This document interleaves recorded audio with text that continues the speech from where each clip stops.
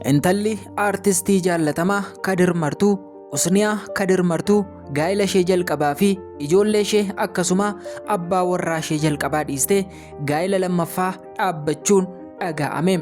Akkuma viidiyoo asirraa argaa jirtan kanatti duraa fi amma jedhee viidiyoon bakka lamatti qoodamee jira. Kanarratti yeroo jaalalaa miidiyaa OBN irratti waggaa 2 dura dubbattee turte. Akka dubbattetti kaadhima qabattee akka jirtu, isaa wajjin jireenya gaarii jiraachaa akka jirtutu miidiyaa hawaasaa irratti dhaga'amaa ture. Namnis jaalala isheetiif qabu qoodaa ture. Amma immoo viidiyoo kana irratti akkuma argaa jirtanii gaa'ela ishee jalqabaa diiguudhaan ilma Elemoo Aliitti heerumuun dhaga'ame. Namni ishee fuudhu kunis weellisaa jaallatamaa aartistii Oromoo kan ta'e ilma Elemoo Aliitu gaa'ela lammaffaa intala Kadir Martuu wajjin dhaabbachaa jira. Fuula miidiyaa hawaasaa irratti wanti yeroo ammaa dhaga'amaa jirus wantoota baay'ee nama gaddisiisanii fi abdii nama kutachiisan hedduutu jiru. OBN yeroo jaalalaa irratti namni isheen itti heerumte baay'ee akka ishee jaallatuu fi ishee wajjin jireenya gammachuu qabu jiraachaa akka jirutu dhaga'amaa ture. Garuu yeroo muraasa booda waliigalteen gidduu isaanii dhibuudhaan isheen nama sana tuffachuudhaan akkasuma gaa'elli isaanii hiikamuudhaan dhiira biraa irratti haasofsiisuu jalqabuudhaan gaa'elli isaanii diigame jedhu. Akkasuma jireenya inni janneef keessatti ishee jiraachisee haadha warraasaa godhatee rakkina hedduu keessaa ishee baasee erga dirree miidhaginaatti ishee baasee booda isa gantee dhiira biraatti heerumuun ishee dhaga'ame.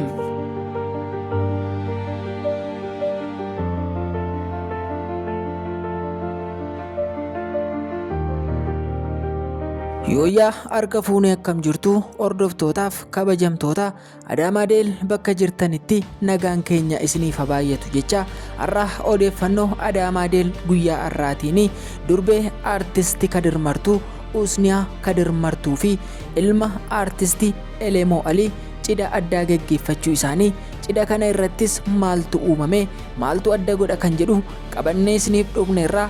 Haga dhuma sagantaa keenyaatti nu waliin turan afeerraa keenya. Cidha kanarratti keessummoonnii fi namoonni gurguddoo yoo argamanii kaawwan isaanii cidha kana keeqaa, baawwan isaanii immoo cidha kanatti gammachuu isaanii agarsiisanii turanii. Kan asirraa mul'atu kuni ilma aartistii Elemoo Alii yoo ta'u, Elemoo Alii baay'een keessan ni beektu. Sirboota isaa Shaggee Shurrubbee Rufaa akkasuma yaa jiruu biyya ormaatii fi sirboota garaagaraadhaan aartistii jaallatamummaa guddaa argatee fi aartistii kabajamaadha. Kan asirratti argaa jirtan kunis ilma aartistii kanaadha. Ilma aartistii Elemoo Aliitu intala aartistii Kadir Martuu wajjin cidha gaa'elaa geggeeffate. Cidha gaa'elaa kanarrattis rakkoowwan garaagaraa uumamaniiru jedhu. Rakkoon inni kan biraa intalli aartistii Kadir Martuu kun yeroo jalqabaatiif gaa'ela dhaabbattee waggoota dheeraa nama biraa wajjin jiraachuu ishee fuula miidiyaa hawaasaa garaagaraarraa argaa jirra. Isa booda garuu bultiin isaanii karaa hin beekamneen diigame kunoo har'a cidha ishee lammaffaa godhachaa jirti. Cidha ishee jalqabaatiin OBN sagantaa yeroo jaalalaa irratti dhiyaatte abbaa warraa ishee akka jaallattu akkasuma rakkoo hedduu keessaa akka ishee baase ergasii nama kanaa wajjin yeroo dheeraa erga jiraattee booda rakkoo garaagaraatiin erga gargar ba'anii har'a kunoo cidha ishee lammaffaadhaa fi ilma aartist Elemoo Alii wajjin cidha ajaa'ibaa geggeeffatanii bakka keessummoonni garaagaraa abbootiin amantii garaagaraa jiranitti jaarsummaan ergamee cidha tokko jettee geggeeffatte jedhu. Namni isheen jalqaba wajjin cidha dhaabbatte kun miidhama guddaa keessa akka jiru akkasuma ija namaatti illee ba'uu dadhabaa akka jiru, qaanii guddaa mana isaatti akka buuste akkasuma daa'ima ishee gattee akka baatedha kan dubbatamaa jiru. Cidha kanarrattis aartist Elemoo Alii akka isheen kanaan dura heerumtee mana qabdu, ijoollee qabdu ni beeka ture jedhu. Garuu cidha kanarratti gammachuu ilma isaatii irratti argamuudhaan muuziqaa garaagaraa dhageessisaa turuunsaa viidiyoo kanarraa arguuf jirtu. Garuu namoonni baay'een akka dubbachaa jiranitti intalli safuu gatteetti maqaa abbaa isheetii balleessiteetti osoo abbaa warraa qabdu abbaa warraa ishee hiiktee jaalala yeroo lammaffaadhaa fi cidha akka kanatti godhatte nama hin heerumne fakkeessite miidiyaa hawaasaa dhiphisaa jirti jechuun namoonni baay'een qeeqa garaagaraa kaasaa jiru. Asirraa akkuma argaa jirtanii qabeenyi gurbaa kan daangaa darbee akkasuma biyya Ameerikaa nama jiraatu ilmi Elemoo Alii kun jedhu gara biyya erga galee booddee sababa isaa gaa'elli ishee diigame walitti dhufeenyi isaan gidduu jalqaba ture obbolummaaf obboleettii yoo ta'u yeroo muraasa booda galuu gaa'ela ishee diigdee akkasuma mucaa kanaaf jettee nama jalqaba jaallatte miidiyaa hawaasaa irratti baatee isa waliin mul'atte akkasuma isa galateeffachaa turte dhiiste sababa maallaqaatiif abbaa manaa ishee duraanii gaddarte nama biraa wajjin jaalala eegalte jireenya maallaqaan booji'ame jiraachuu jalqabde cidha akka Afrikaatti beekamaa magaalaa Adaamaa keessatti geggeessite jechuun namoonni baay'een dubbachaa jiru.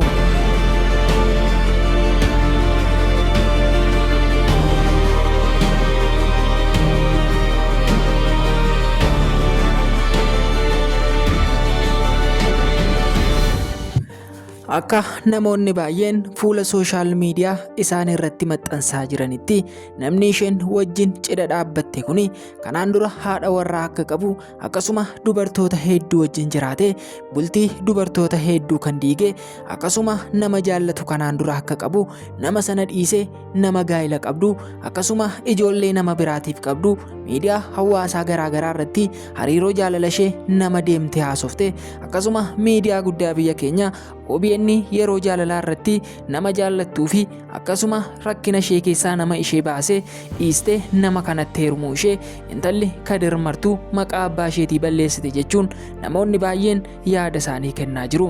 Kaawwan isaanii akka jedhanitti garuu namni isheen dura jaallatte kun isheedhaaf hin ta'u nama ishee wajjin deemu miti jechuudhaan foggorraa garaagaraa akkasuma qeeqa garaagaraa fuula TikTok irratti laayivii galuudhaan namoonni baay'een qoosaa akka jirantu dhaga'ame. Akkasuma namoonni baay'een akka dubbatanitti abbaan ishee aartistiidha, abbaan gurbaas aartistiidha, ijoolleen waliif ta'u ijoolleen isaan gidduudhaa dhalattullee aartistii biyya keenya jijjiiruu danda'utu dhalata jedhanii namoonni baay'een qoosaa garaagaraa qoosaa jiru. Akkuma asirraa argitanii intalli Kadir Martuu kuni baay'ee itti bareedee miidhagdee durba qarree fakkaattee bultii ishee lammaffaa ijaarrachuuf fuula miidiyaa hawaasaatti gadi baatee jirti. Namoonni baay'een garuu kan dubbatanii intalli kun maraattee jirti malee nagaa miti jechuudhaan dubbachaa jiru. Akkasuma hedduun isaanii ishee abaaraa jiru.